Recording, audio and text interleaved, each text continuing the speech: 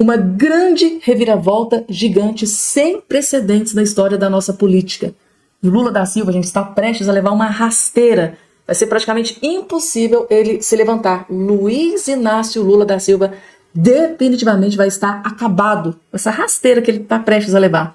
Outra informação urgentíssima, tá? Uma autoridade gigante, uma grande autoridade, acaba de ser expulsa do cargo, gente, tá? Acaba de ser expulso do cargo uma grande autoridade que eu vou trazer aqui também nesse vídeo para todos vocês. O vídeo vai ser bem rápido, breve, bem objetivo, daquele jeitinho que vocês gostam. Rapidamente, só não esqueçam de se inscrever no canal, ativar o sininho das notificações e compartilhar o vídeo o máximo possível que vocês puderem. Vamos lá, dando início, gente, tá? O nosso queridíssimo, tá? Doutor Sebastião Coelho acaba de fazer uma denúncia gravíssima, gente, tá? É muito, mas muito grave o que está prestes a acontecer aqui no Brasil. Assistam porque vocês vão entender. Ele teve acesso aqui a algumas informações. Ele fez muito bem em divulgar e jogar a lama no ventilador. Assistam com muita atenção. Olá, pessoal. Eu quero falar com vocês sobre os nossos deputados federais. Atualmente nós temos 513 deputados federais. Esse número é calculado com base na população do país, tendo cada estado no mínimo 8 e no máximo 70. Pois bem, um estado foi ao Supremo Tribunal Federal, não é o caso de citar aqui, dizer, olha, meu estado está prejudicado, eu deveria ter mais deputados federais do que tenho na atualidade. O Supremo Tribunal Federal deu uma decisão dizendo, olha, tem que fazer a redistribuição de 14 vagas. 14 vagas. Alguns estados perderiam e outros ganhariam. Pois bem, qual é a solução que está sendo apresentada? Aumentar mais 14 deputados federais, passando dos atuais 513 para 527. Os senadores Cleitinho e Girão apresentaram um cálculo que isso representará por ano, melhor dizendo, cerca de 46 milhões de reais, fora auxílio moradia, despesa com transporte, funcionários, porque vocês sabem que tem um quadro fixo da Câmara dos Deputados, mas uma grande maioria são cargos comissionados. Os deputados indicam quem eles desejam de acordo com a verba de gabinete. Qual seria a melhor solução? Falando com sinceridade para vocês. O ideal é que nós tivéssemos uma Câmara dos Deputados com um número 3 vezes mais do que o Senado. O Senado tem 81 senadores, então nós teríamos 243 deputados federais. Olha, mas isso é muito arrojado. Bom, vamos ser tolerantes. Vamos reduzir a Câmara, então, em um terço, passando para 342 deputados federais. Gente, seria mais do que suficiente. Eu moro em Brasília, eu vivo a realidade aqui. Nós temos deputados federais maravilhosos, mas a grande maioria, com todo respeito, não passam de despachantes. Eles ficam atrás de verbas para mandar para os seus municípios e os chamados redutos eleitorais. E vocês já viram, em sua cidade, preste atenção aí no interior. Quando é inaugurada uma obra, coloca a placa, o governador, o prefeito, o da República, e sempre vai ter ali embaixo verba do deputado fulano de tal, como se a verba fosse dele. É o nosso dinheiro que é mandado, retirado do orçamento e mandado com toda a justiça para todas as cidades. Então, essa é uma matéria que nós não podemos deixar. Eu, como cidadão, como pagador de imposto, eu não sou contribuinte de nada. Contribuinte é quando nós fazemos alguma coisa voluntariamente. Eu quero contribuir para uma obra social, quero contribuir com um amigo, com um parente, isso é contribuinte. Mas estou contribuindo. Agora o imposto não. O imposto eu sou obrigado a pagar. Quando nós compramos o arroz, nós pagamos imposto. Compramos o café que está na moda, pagamos imposto. O ovo que também está na moda, pagamos imposto. Então, eu, como pagador de imposto, eu não quero pagar a conta de mais 14 deputados federais. E você, concorda com isso? Você quer pagar mais essa despesa? Não, eu não quero. Então, eu queria pedir para você compartilhar esse vídeo para o maior número de pessoas possíveis. Vamos fazer uma corrente para barrar essa imoralidade. Eu acredito que isso é uma imoralidade. Então, para concluir, eu peço também que você comente, deixe seu comentário, vamos discutir aqui qual a sua opinião sobre esse assunto. E, finalmente, eu peço para você, se gostou do vídeo, dá o joinha, gostei ou não gostei. Você tem todo o direito de não gostar e fazer a crítica, isso é liberdade de expressão. Tá aí, gente, tá? Doutor Sebastião Coelho, gente, tá? E aí, você que tá do outro lado me assistindo, a pergunta do doutor Sebastião Coelho é a seguinte, e aí, vocês querem pagar mais impostos para que seja possível colocar mais 14 deputados federais ali dentro do Congresso Nacional? Uma coisa que ele mencionou aqui, gente, que eu achei bastante interessante, é que realmente alguns parlamentares, alguns deputados, alguns senadores são meros despachantes. Você não vê, tá? A maioria, né, de deputados e senadores, a gente não vê eles trazendo projetos de leis com ideias boas, né, para melhorias né, na infraestrutura, na saúde, na educação, segurança pública, né, porque esse também é uma das prerrogativas de um parlamentar, trazer ali, elaborar projetos, ideias para melhorar a vida do povo brasileiro. Não vejo isso. Lutando pela liberdade de expressão, lutando pela democracia. Alguns parlamentares, gente, estão ali meramente para receber o seu belíssimo salário, mas todas as regalias que se forem somar aqui, gente, dá mais de 100 mil reais, tá? Só para verba de gabinete, para ter ali toda aquela estrutura, é cerca de 130 mil reais, só de salário, cerca de 40 mil reais, tem auxílio, isso, auxílio aqui, tem tanto tipo de auxílio, gente, que eu ficaria aqui um dia inteiro falando com vocês. Então, custa muito caro um deputado federal, um senador da República para o povo brasileiro. Aí vem agora, né, o STF, juntamente com o presidente da Câmara, o Hugo Mota, que eu já trouxe aqui esse vídeo para vocês dessa informação, querendo aumentar, ao invés de diminuir despesa para o povo brasileiro. Isso é um tapa na cara da sociedade. Eles querem aumentar a despesa para o povo brasileiro. Isso significa que nós vamos ter que trabalhar mais para pagar mais impostos para pagar aí mais essa despesa, que segundo a informação que eu coloquei ontem aqui no canal, esse um deputado, durante todo o seu mandato, que é o que, 4 anos, pode custar aí até 160 milhões. Né? Isso pode ter um custo de 160, toda essa brincadeira desses novos gastos aí, que está sendo direcionado agora, pode ter um custo de 160 milhões de reais. E tudo isso, sabe quem vai pagar? Você, eu, lamentavelmente. Então, muito bem colocado aqui o doutor Sebastião Coelho. E aí? Agora, responda aqui a pergunta do doutor Sebastião Coelho.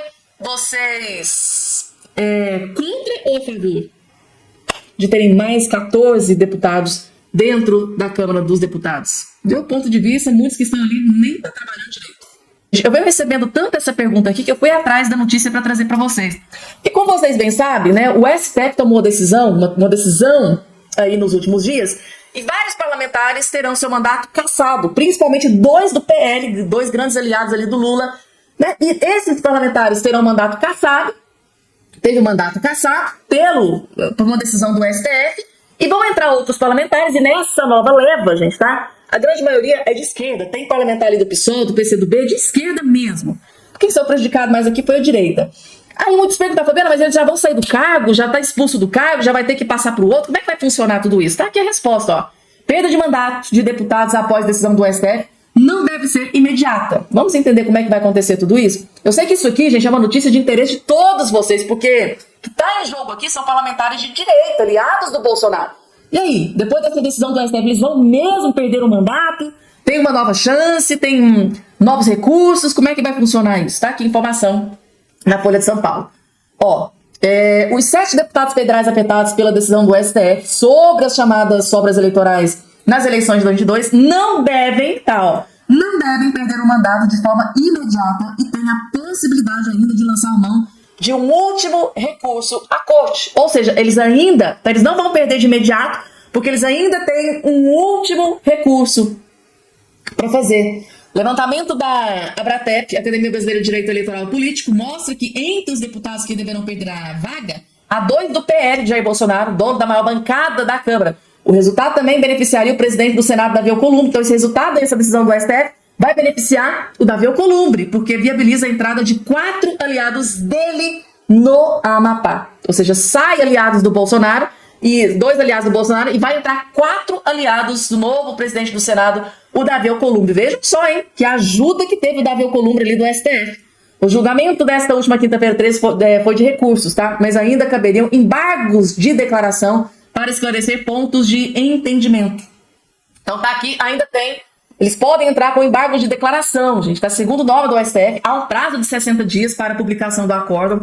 E depois disso, mais 5 dias para apresentar embargos de declaração protocolados quando há obscuridade, dúvida, contradição, omissão que devam ser sanadas. Há uma expectativa de que esses embargos sejam apresentados individualmente por deputados atingidos pela decisão. Sob reserva, alguns parlamentares avaliam que a novela, pode se arrastar por até 6 meses. Então tem mais um recurso para eles entrarem antes de que seja realmente batido o martelo aí nessa decisão de perderem o mandato. Falando em Alexandre de Moraes, vejam só essa notícia que foi divulgada aqui hoje.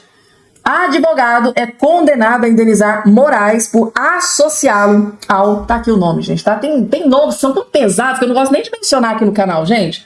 Tá aqui, ó, advogado criminal Celso Machado Vendramini foi condenado a pagar 50 mil em indenização por dano moral ao ministro Alexandre de Moraes do Supremo Tribunal Federal. A decisão do juiz Pauler Félix de Ávila atendeu integralmente ao pedido do magistrado.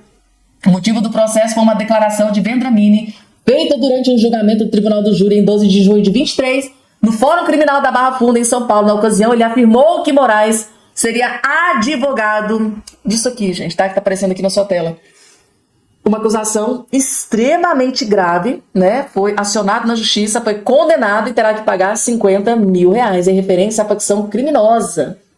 Associando o ministro do STF a uma facção criminosa. No último dia 7 de março, Ávila proferiu sentença favorável a Moraes. No documento, o juiz afirma que a liberdade de expressão não é justificativa para ofensas pessoais. Além disso, a plenitude da defesa do júri não justifica ofensas pessoais a terceiros, sobretudo quando absolutamente dissociadas, né, no tema que estava em julgamento. Está aqui a decisão.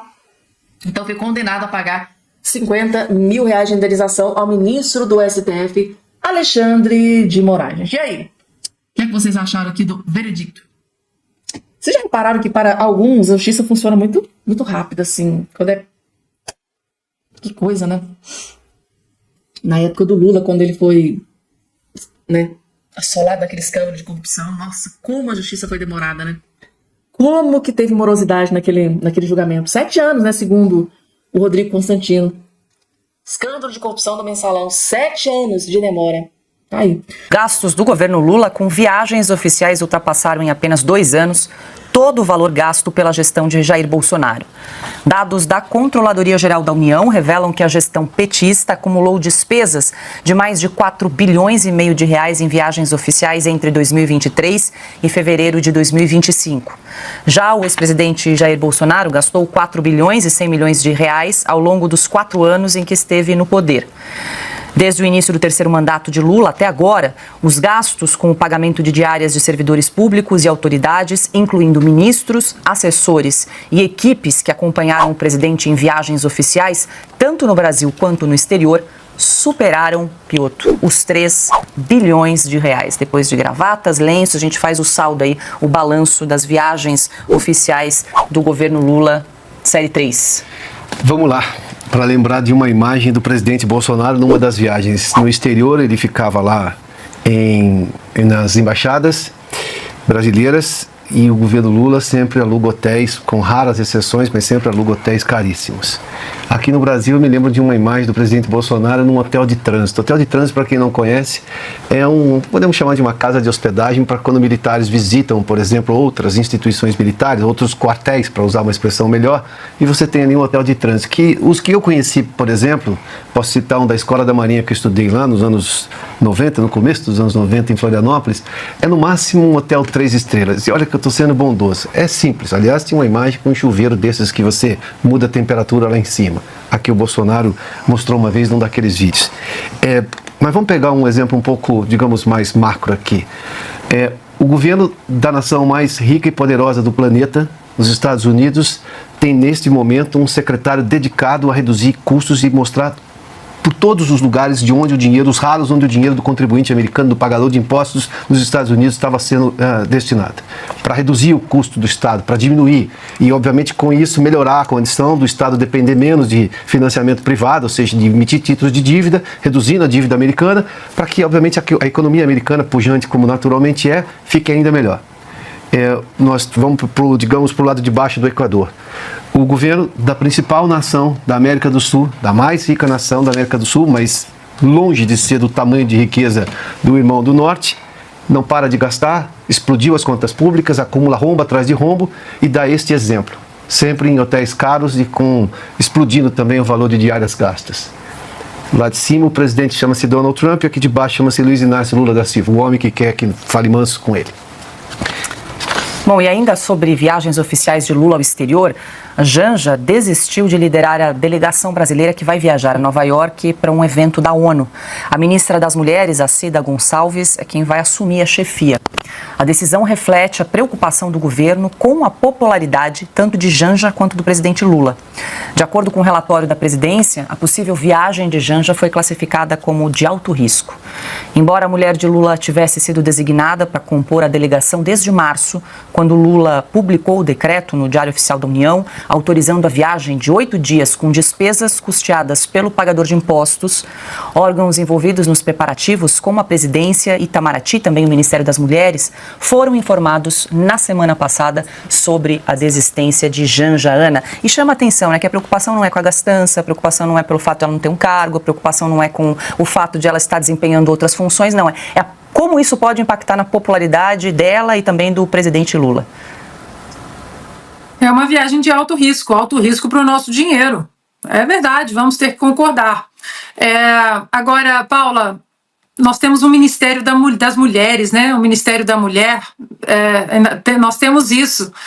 E o Ministério, a ministra da Mulher, ou das Mulheres, não, confesso que eu nem sei como fala o nome oficial desse ministério, nunca se pronunciou sobre a Débora, né? Essa que está presa preventivamente 2 anos e que pode ser condenada a 16, 17 anos de cadeia por ter escrito "perdeu o mané com batom". Com um batom, ministra das Mulheres, com um batom. Ministro dos Direitos Humanos também, né? O negócio é gastar com o nosso dinheiro, viajar, porque agora é a tal ministra que vai viajar. Uma maravilha.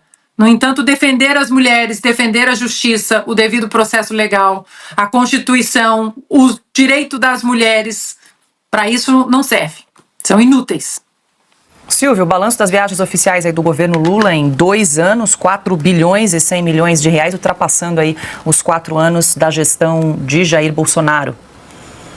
Em primeiro lugar, citando a ministra das Mulheres, no plural, Ana, porque ela diz que ela é especialista em gênero e ela considera muita coisa, ela engloba muita coisa. Eu não vou nem entrar aqui tanto no mérito, mas acho que me fiz explicar. Vamos lá. A Janja, ela vai a Nova York, ela foi a Roma, ela vai a Paris fazer o quê? Ela não representa o país, ela não tem cargo público, a Janja custa muito caro, ela tem todo um staff, portanto, quando ela se desloca para o exterior, é uma verdadeira excursão, porque não é uma missão diplomática, não tem finalidade de governo, não está indo assinar nenhum tratado de nada, não, ela está indo gastar o nosso dinheiro, que já é escasso, está difícil comprar comida, está difícil fazer o salário chegar no final do mês, está difícil pagar a conta, boleto, todo mundo sabe do que eu estou falando, mas a Janja pode. A Janja, ela tem um custo neste governo. Então, é disso que se trata. Agora, também quero lembrar que essa ministra das Mulheres, o guarda-chuva dela, ela é muito amiga da Janja. É uma das principais aliadas, já que a Anísia Trindade foi embora, tem lá o Alexandre Padilha ainda, mais um ou outro cargo, mas ela é muito próxima da Janja, tanto que foi flagrada num diálogo revelado pelo jornal Estado de São Paulo, numa série de irregularidades ainda em investigação na Comissão de Ética da Presidência da República, dizendo que ela para tudo, ela para qualquer agenda para atender a chefe dela. O Rodrigo Constantino, gente do céu, Rodrigo Constantino, foi muito grave o que ele disse aqui nesse vídeo. Rodrigo Constantino detona a rapidez da ação do suposto golpe e diz que o objetivo é acabar com a direita bolsonarista, gente. Então, Rodrigo Constantino, que mora nos Estados Unidos, tem acesso a informações privilegiadas, ele acabou de revelar uma bomba gigante que está prestes a acontecer aqui no Brasil. Assistam com muita atenção. Hoje eu vou comentar sobre aquilo que até ontem era muito conhecido do brasileiro, né, uma marca registrada da nossa justiça, a morosidade, o garantismo que ia garantindo, na verdade, impunidade ao dar todo tipo de recurso aos corruptos para que eles fossem protelando ad eternum o julgamento final e a punição dos seus crimes, né? A morosidade ímpar da nossa justiça brasileira cedeu ao lugar a celeridade, mas não da justiça, do justiçamento. Tudo nesse caso envolvendo Jair Bolsonaro mostra a politização da corte, principalmente do STF, claro. Veja que num grau absurdo de casuísmo, na véspera do julgamento, o STF reviu sua visão em relação ao foro especial, conhecido como foro privilegiado. Agora, vejam só que coincidência, os ministros do STF acharam que era razoável estender a sua competência para ex-políticos, feito sob medida para incluir Jair Bolsonaro, não é mesmo? Não, claro que não. Isso é a teoria da conspiração. É tudo apenas coincidência. Não só isso, como eles estão marcando já, para daqui a 10 dias, o julgamento. O Mensalão, o escândalo do Mensalão estourou em 2005. E o julgamento foi 7 anos depois. Mas eis que no caso do Bolsonaro, é recebida a denúncia e poucos meses depois nós já temos ali o julgamento marcado. Tudo isso, claro, mostrando a inegável politização da corte e o verdadeiro intuito dessa denúncia da PGR e desse julgamento às pressas pela primeira turma do Supremo, porque o Alexandre de Moraes, que é o relator, não quer levar isso para o plenário, para não ter ali o risco de alguns ministros, né, pedirem vistas e ganharem tempo, ou votarem contra a condenação que já está dada, para não ter aquele peso da unanimidade que vai vir da primeira turma. Tudo isso mostra, claro, que a direita bolsonarista precisa ser carta fora do baralho na política. Veja que o Eduardo, filho do presidente, já está sendo perseguido, já falam da Michelle. É que nem Nicarágua, é que nem Venezuela, é que nem Romênia agora. O candidato de direita não poderá estar presente nas urnas. Vai ter alguma direita permitida, se muito. Alguém como Tarcísio, que o sistema não sente ameaça porque ele mesmo se recusa a condenar a postura do STF, o que virou sinônimo de ataque à instituição e à própria democracia, segundo a interpretação dos ministros. Então a primeira turma tem lá o advogado do Lula, tem lá o comunista que era até ontem ministro do Lula e que comparou Bolsonaro com demônio, mas o presidente do STF, Barroso, garante que não tem nada de parcialidade aqui. É tudo muito técnico e imparcial. E quem é Barroso? Aquele que num convescote de comunistas da UNE disse: nós derrotamos o bolsonarismo. Aliás, o aviso da morte do bolsonarismo, assim como Mark Twain diria, foi muito precipitado. Tanto é verdade que Bolsonaro continua arrastando pequenas multidões por onde passa, continua negociando até mesmo nos bastidores, ou seja, seu capital político não morreu, a anistia, e está marcado então para esse final de semana, dia 16, uma manifestação grande em Copacabana para deixar claro que o custo político dessa perseguição, quiçá de uma eventual prisão do ex-presidente, é um custo muito elevado. Então, o bolsonarismo não morreu. E quem Bolsonaro indicar para candidato tem grandes chances de levar em 2026. Resta saber, claro, se o sistema vai permitir que ele indique alguém ou se ele vai ter que ir por eliminação no menos pior. Tipo fazíamos lá atrás com os tucanos, não é mesmo? Quando existia o teatro das tesouras. É isso que o sistema golpista realmente... Golpista, né, gente? Disse aqui o Rodrigo Constantino. Isso aqui que o Rodrigo Constantino disse, né, em algumas de suas palavras, é exatamente isso que eu venho repetindo para vocês já há algum tempo, né? Se vocês forem parar assim para analisar, eles estão tentando derrubar a todo custo, né? Custe o que custar. Eles não vão sossegar enquanto não derrubarem de uma forma definitiva Jair Messias Bolsonaro. Tanto é que a justiça, outrora que era interpretada por uma justiça bem morosa, né? Bastante devagar, agora está funcionando numa velocidade da luz sem precedentes, nunca visto antes na história desse país. Um exemplo clássico que o Rodrigo Constantino deu aqui foi realmente essa questão, escândalo, né, do Mensalão, que demorou 7 anos para ser julgado. E o caso do Bolsonaro parece que vai ser julgado aqui na velocidade da luz, dadas as informações que estão sendo divulgadas pelos principais jornais do país. A própria Folha de São Paulo, o próprio jornal O Globo, o próprio Josias de Souza, tá? Jornalista de esquerda lá do UOL, disse: olha, tá estranho a coisa rápida como tá acontecendo nesse julgamento do Bolsonaro, tá muito na cara. Parece que eles estão desesperados mesmo para derrubar o Bolsonaro o mais rápido possível. Eles não vão sossegar. Tanto é que pela primeira vez na história, né, do judiciário brasileiro, nós vamos ter um PGR indicado pelo Lula, tratando de acompanhar ali pessoalmente, algo que não costuma acontecer. Mas pessoalmente o PGR vai estar ali do lado, analisando, acompanhando o julgamento contra Jair Messias Bolsonaro. Parece que a gente interpreta da seguinte forma: parece que ele vai estar ali se certificando mesmo de que o Bolsonaro será condenado, né? E só me remete àquela fala de um outro ministro: missão dada, missão cumprida. É só uma opinião, gente, tá? Parece que ele quer se certificar de que realmente Bolsonaro será condenado e preso ainda o mais rápido possível, ainda em 2025. Coloca aqui embaixo, gente, vocês concordam aqui? Por que será que, quando era na época, né, para condenar Lula, para condenar os aliados do Lula, do PT, do Petrolão, do Mensalão, que é tanto de escândalo de corrupção, por que demorou tantos anos, né? Quando se trata de Lula, é uma morosidade sem precedente, mas quando se trata de Bolsonaro, a justiça não é cega, né? Aí ela funciona muito, mas muito que bem. Isso é a segregação da nossa justiça brasileira, né, gente? Tá?